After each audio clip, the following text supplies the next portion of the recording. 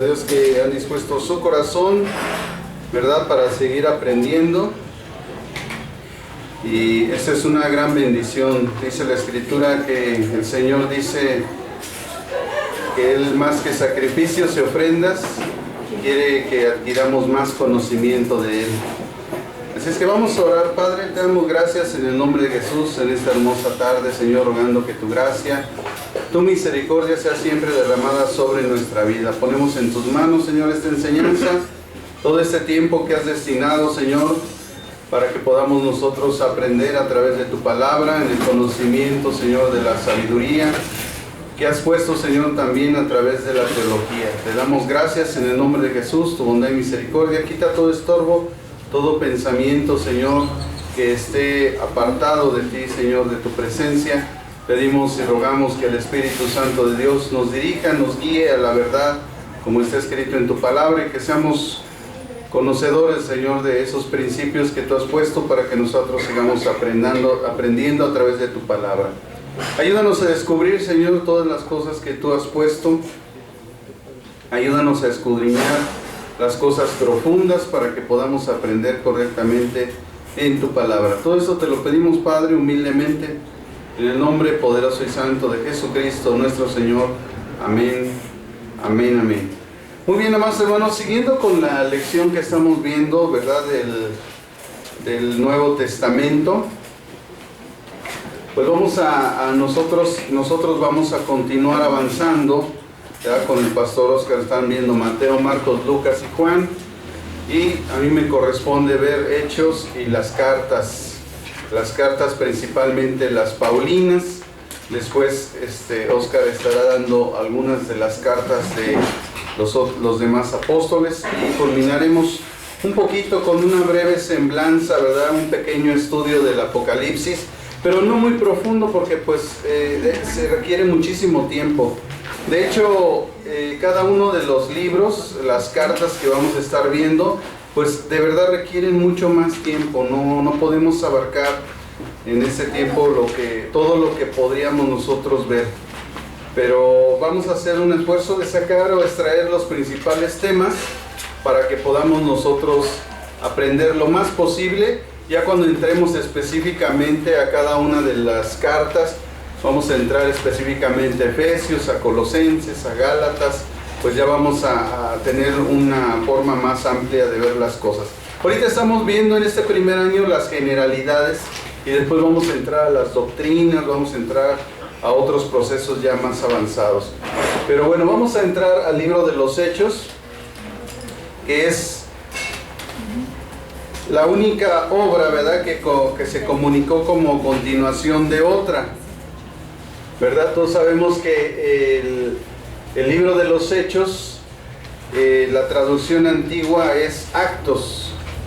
De hecho, así se debería de llamar, el libro de los Actos, que es la traducción antigua.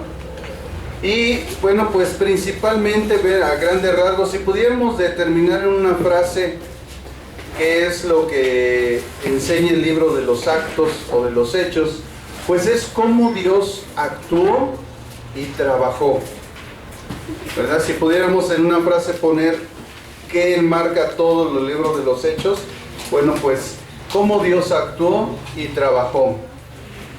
Fue dirigido, como todos sabemos, a un tal Teófilo, ¿verdad? En el primer escrito dice Lucas 1:3, que habiendo él inquirido diligentemente sobre todos los hechos que ocurrieron ciertísimamente, de los cuales fuimos testigos, y ahí en Lucas 1:3, ¿verdad?, trae toda una explicación de cómo Lucas expresó y escribió el Evangelio, se puso a indagar diligentemente, y posteriormente dice en el libro de los Hechos: en mi primer escrito, Teófilo, me refería a todas las cosas que Jesús hizo y enseñó desde el comienzo hasta el día en que fue recibido, después de haber dado mandamientos por el Espíritu Santo a los apóstoles que había escogido. Ahí en el libro de los Hechos, capítulo 1, versículo 1 y 2, ¿verdad?, dice esta frase: después de haber dado mandamientos por el Espíritu Santo a los apóstoles que había escogido.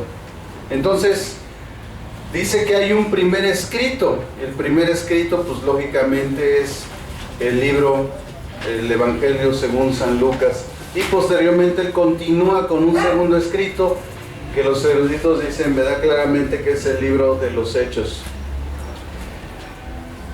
Escrita en prosa, ¿verdad? Y es una narración histórica, por eso se le llama libro de los Hechos, un libro histórico.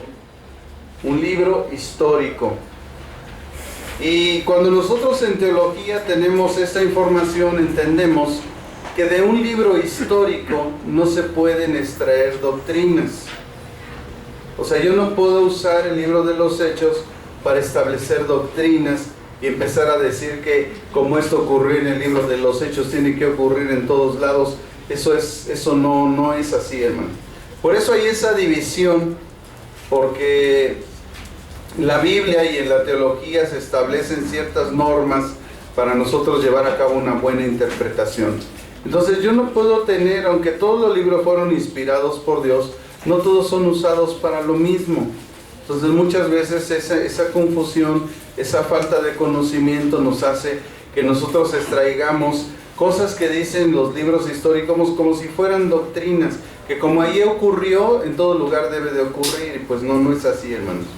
No es así como fungen las cosas, ¿verdad? Para eso existen los libros doctrinales, porque de ahí nosotros extraemos la doctrina, pero en los libros históricos no podemos nosotros hacer tomar esas cosas, ¿no?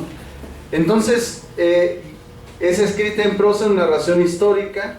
Es el libro de la transición de la predicación de los judíos a los gentiles. O sea, la transición está dividido entonces básicamente en dos partes fundamentales. La primera parte del capítulo 1 al capítulo 9, donde se nos enseña, ¿verdad?, cómo los apóstoles reciben la presencia del Espíritu Santo, la cual los capacita para ir a predicar, y comienzan predicando a los judíos.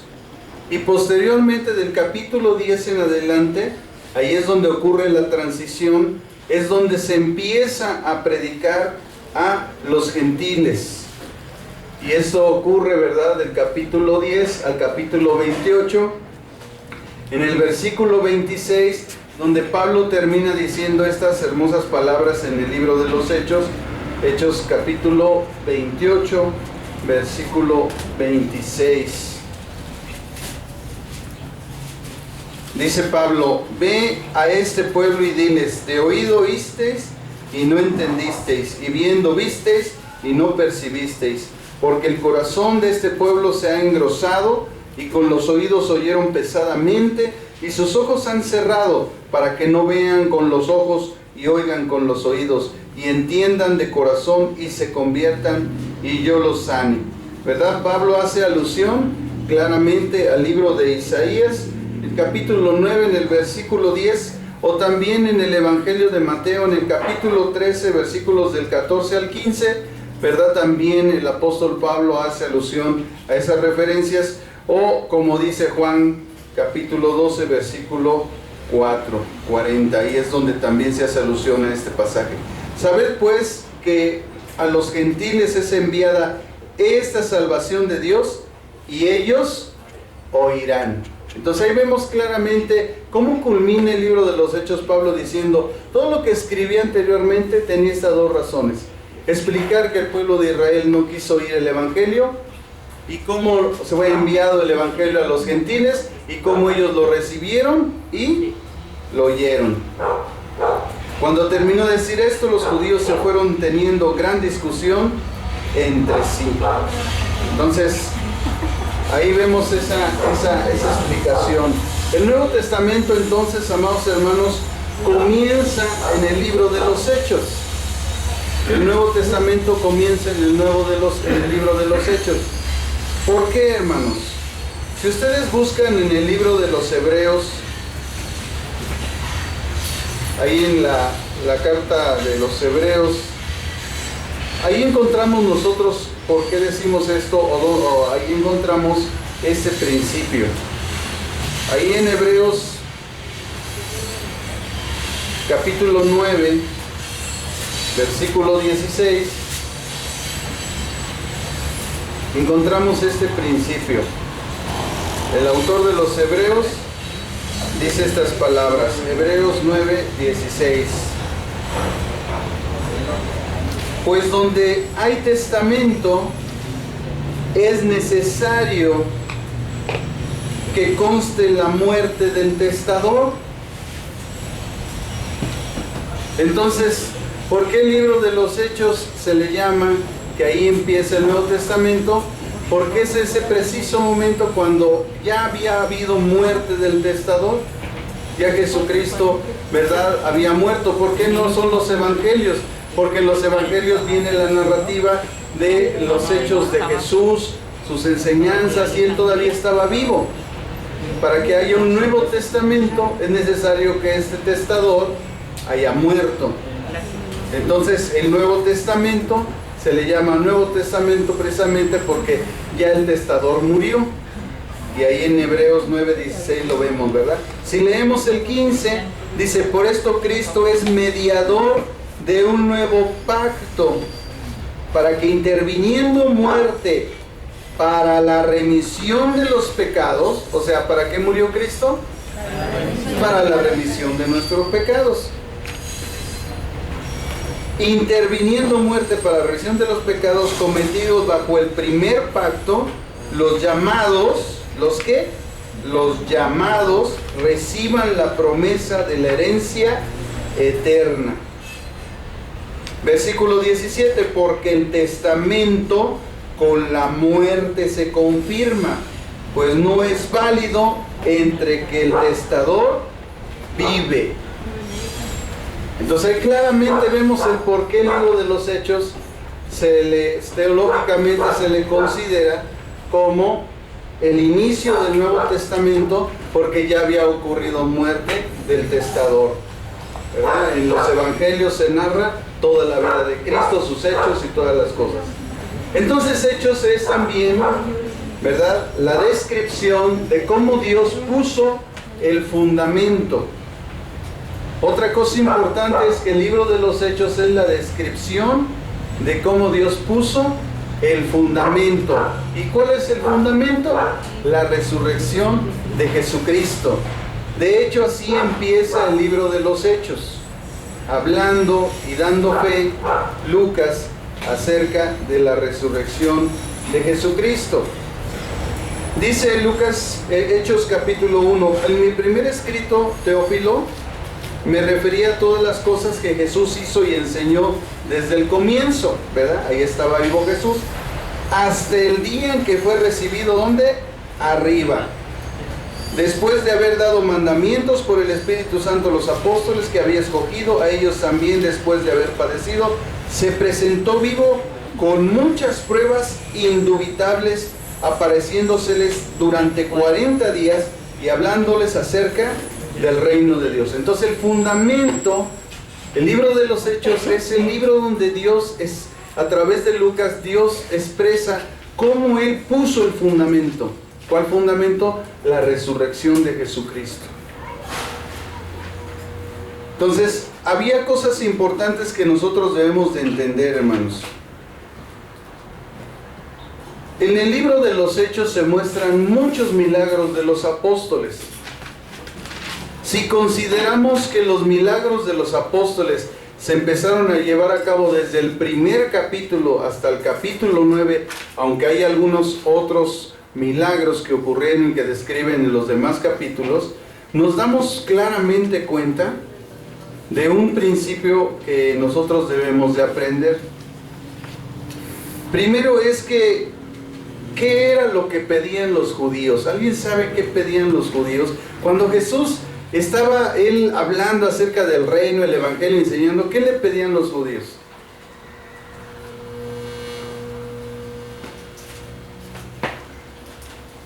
¿Qué le pedían los judíos para reconocerlo como el Mesías? ¿Qué le decían?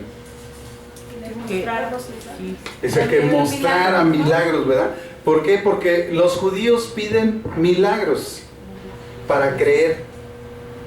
Por eso Jesús obró muchos milagros para que los judíos creyeran, para que entendieran que Él era el Mesías. Pero después de un tiempo, en el libro de los Hechos ya no se mencionan milagros. Porque cuando ocurre la transición de la predicación del Evangelio a los gentiles no pedían milagros. Dice la Escritura que los judíos piden milagros y los griegos sabiduría. ¿Y qué pedían los gentiles? Los gentiles no pedían nada. Ellos simplemente creían, aceptaban la fe. Ellos no necesitaban milagros. Por eso es que tú y yo no necesitamos milagros para creer. Necesitamos solamente ejercitar nuestra fe a través de escuchar el Evangelio, que es el que nos trae la salvación, y suficiente. Nosotros no estamos pidiendo milagros. Usted dice, no, yo necesito para creer, tengo que ver un milagro. Usted no pide milagros. Usted simplemente enfoca la fe en Jesucristo y la salvación viene. Pero para los judíos era necesario que se presentaran milagros. Por eso Jesucristo en todo su ministerio siempre estuvo obrando milagros. Y toda la evangelización y la promulgación del Evangelio, Jesús, su ministerio lo enfocó en el pueblo de Israel. Y en los samaritanos, que ahorita vamos a ver de dónde provienen esos individuos, ¿no? Los samaritanos, que también eran parte del pueblo de Israel, pero que de alguna manera se habían apartado, ¿verdad?, de las enseñanzas. Habían quebrantado básicamente uno de los mandamientos, ¿no? Entonces, el Señor Jesús se enfocó a predicar eso. Entonces, ¿quién fue enviado a los gentiles? Pablo fue enviado a los gentiles. Es por eso que Pablo es el apóstol de los gentiles. Entonces, cuando te digan, es que este es mi apóstol, ¿verdad? Godofredo de la Codorniz, ¿no? ¿Quién es tu apóstol? ¿El pastor Ángel es apóstol? No, mi apóstol es Pablo, porque Pablo es el apóstol de los gentiles. Porque ya ha sido puesto un fundamento. El fundamento que dice Efesios, que está fundado en los profetas y en los apóstoles de Cristo, que son 12. Ese es el fundamento. Nosotros ya no tenemos otro fundamento. Entonces, cuando alguien se autonombra apóstol, él se cree fundamento, porque los apóstoles son parte del fundamento de la iglesia. Entonces, usted construye una casa, ponga un fundamento y luego ponga arriba otro, pues no puede ser. Entonces, una cosa es los apóstoles de Jesucristo y otra cosa diferente es la encomienda apostólica que Dios nos ha dado a todos los creyentes de ir y predicar el Evangelio. Pero como el hombre es soberbio, como el hombre siempre está buscando títulos, pues todos se autonombran apóstoles. Porque como hemos dicho siempre, ¿quién los nombró? Si para nombrar a Matías, dice el mismo libro de los Hechos en el capítulo 2, que hubo ciertas cuestiones importantes para nombrar a Matías. Y la primera era que él tenía que haber sido testigo de Jesucristo. Segundo, haber andado con él en todo el ministerio. Entonces, estas cualidades, ninguno en esta época las tiene.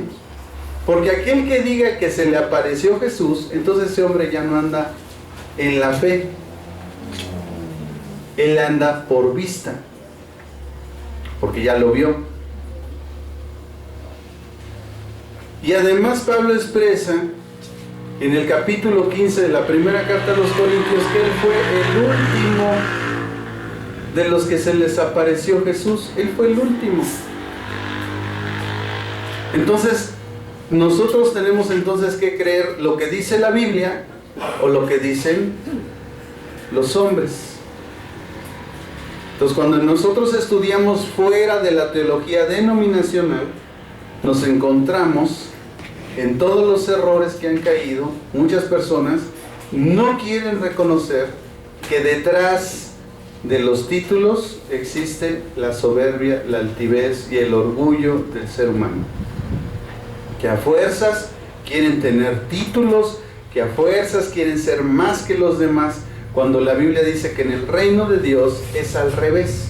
El que quiera ser el primero tiene que ser el servidor de todos. Y si el Hijo del Hombre no vino a ser servido, sino a servir, entonces ¿por qué nosotros queremos que la gente nos sirva, que la gente nos esté halagando, que la gente nos esté poniendo en eminencia, cuando nosotros solamente somos siervos inútiles? Entonces es importante que nosotros, hermanos, cuando estudiamos la teología fuera de las denominaciones, entonces encontramos realmente la verdad en algunos puntos, porque no contrariamos en otros. La doctrina básica, gracias a Dios, estamos todos de acuerdo, pero en ciertos puntos que son extra cátedra, extra bíblicos, ya no concordamos, porque las denominaciones o las corrientes teológicas, carismáticas, ellos tienen ya nombres, ¿verdad?, a líderes, y los han elevado a un puesto del cual la Biblia dice que ya nadie se debe de poner ahí. Pero bueno, la gente sigue en ese engaño, ¿no? Entonces nosotros debemos de aprender eso y tenemos que comprenderlo perfectamente en nuestra mente, en nuestro corazón, para que no caigamos en esos errores y sepamos correctamente a qué se refiere la persona, ¿verdad? Entonces, decíamos que marca esa transición, ¿verdad?, de los gentiles. El Nuevo Testamento comienza con el libro de los Hechos, ya vimos los fundamentos, y estamos viendo el porqué de los milagros, porque los judíos piden milagros, los griegos piden sabiduría, y los gentiles pues solamente escuchar el Evangelio para creer. Por eso que Pablo en el capítulo, el autor de Hechos, que es Lucas, en el capítulo 28, dice que este Evangelio va a ser llevado a los gentiles y ellos van a creer. Ellos no van a necesitar milagros, no van a estar ver cosas. Entonces la gente que se convierte porque vio un milagro, los hermanos, yo dudo mucho que sea salvo. ¿Por qué él se convirtió? Porque vio algo. Y la Biblia dice: bienaventurados los que creyeron y no vieron. Eso lo dijo Jesús. Entonces es por fe, no es por vista. Nosotros no necesitamos de milagros, nosotros creemos y después vemos los milagros de Dios, que son la prueba fehaciente de su existencia en nuestra vida. Pero nosotros no venimos a Cristo por los milagros. Ese es un falso evangelio. Es el evangelio que en estos tiempos se está predicando y que hace creer a la gente que porque vieron ciertas cosas, por eso vinieron a Cristo. Pero basta una prueba en su vida para que salgan corriendo de Cristo, porque nadie que no tiene el Espíritu Santo va a soportar la vida cristiana, hermanos. Entonces, dice la primera carta a los Corintios en el capítulo 1, versículo 22. 1 Corintios 1, 22. Vamos a ver esta referencia que la Biblia nos muestra a través del apóstol Pablo. 1 Corintios 1, 22. Los judíos piden señales, los griegos buscan sabiduría, pero nosotros, ¿qué? Dice, predicamos a Cristo crucificado. O sea, les dice Pablo, yo ni les voy a mostrar milagros, ni les voy a mostrar sabiduría. Lo que les voy a mostrar o presentar es un Cristo crucificado, que para los judíos ciertamente es un tropezadero, escandalón en griego, ¿verdad? O un escándalo, es tropezadero, porque dicen, ¿cómo ese hombre crucificado es mi redentor, mi salvador, ¿verdad? Y para gentiles, locura. Entonces Pablo, amados hermanos, en esta primera intervención de Pablo en esta enseñanza, dice que él no les va a mostrar ni a los judíos milagros, ni a los griegos señales, y aunque para los gentiles sea locura lo que él les está enseñando, él está presentando a un Cristo crucificado, y a través de esa cruz él enseña la redención de los pecados, Él enseña el perdón de sus pecados, la justificación. Él enseña que esa sangre preciosa de Cristo nos ha limpiado de todo pecado y de toda maldad. Esa es la presentación del Evangelio. El verdadero Evangelio presenta a un Cristo crucificado. Es decir, ahí se encuentra todo lo que Dios ha hecho para que nosotros obtengamos nuestra salvación. Dice después que Hechos es la descripción de cómo Dios puso el fundamento. Y el mayor fundamento de la iglesia, hermanos, es la resurrección de Jesucristo. Entonces no es raro que Lucas empiece hablando de este fundamento. Y dice ahí en Hechos capítulo 1, versículo 3, a ellos también después de haber padecido, se presentó vivo, con muchas pruebas indubitables, apareciéndoseles durante 40 días y hablándoles acerca del reino de Dios. Entonces, lo primero que dice la Escritura es que este hecho o acto es el más importante que señala el libro de los Hechos, porque si este hecho no se pone al principio, no podemos nosotros continuar con lo demás. ¿De qué valdría que los discípulos hubieran hecho milagros, prodigios, si Cristo no resucitó? No tendría ningún valor. ¿Sabe por qué? Porque el diablo también hace milagros. Satanás también engaña. Entonces, el hecho de la resurrección de Jesucristo toma un punto de importancia tan fuerte, porque entonces toman efecto los milagros y prodigios que siguieron a los discípulos, porque estos ahora dan fe de lo que ellos estaban hablando. ¿Qué estaban hablando? La resurrección de Jesucristo. Entonces, lo primero que pasó, dice, es que Él se presentó vivo. Su resurrección, entonces, es la evidencia. Acompáñenme al Evangelio según San Lucas, en el capítulo 24. Lucas capítulo 24. Y vamos a leer del versículo 36 al 49. Dice: mientras aún hablaban de estas cosas, Jesús se puso en medio de ellos y les dijo: paz a vosotros. Si nosotros queremos ver una evidencia de un hecho indubitable, pues solamente hay que venir a lo descrito por Lucas en este pasaje. Dice que ellos estaban juntos y se les apareció. Se apareció en medio de ellos y les dijo, o sea, les habló. Por si creían que era un espíritu, ¿verdad? Este espíritu les habló, pero no era un espíritu, era Cristo vivo. Y dice que les habló. Entonces, espantados y atemorizados, vaya que si se espantaron, ¿no? Pues estamos aquí, se nos aparece Jesús, ¿no? Más de 2 les da diarrea, 3, 4 se desmayan, 5 se quedan muertos, y yo me quedo viendo, ¿no?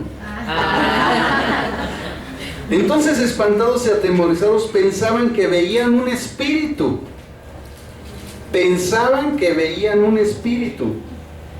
Pero Él les dijo, volvió a hablar ese espíritu, ¿verdad? ¿Por qué estáis turbados? O sea, ¿cuál era el problema que tenían ellos? Era una turbación en su alma, al ver que Él se les apareció, ¿verdad? Y vienen a vuestro corazón estos pensamientos: mirad mis manos y mis pies, que yo mismo soy. Palpad y ved, porque un espíritu no tiene carne ni huesos. Miren, hermanos, esto es importante que nosotros lo entendamos, porque así vamos a hacer tú y yo. Vamos a tener en ese cuerpo glorificado esta capacidad. Una capacidad que ahorita no tenemos. Ahorita atraviesas esa pared y te estampas de cráneo, ¿no? Pero con un cuerpo glorificado como el de Jesucristo, porque aquí ya Cristo ha sido glorificado, ya Él se muestra vivo en su resurrección, vamos a tener esa capacidad de aparecernos de un lado a otro, con un cuerpo, ¿verdad?, diferente al que hoy tenemos. Pero Jesús le dice cosas importantes: pálpenme y véanme, porque un espíritu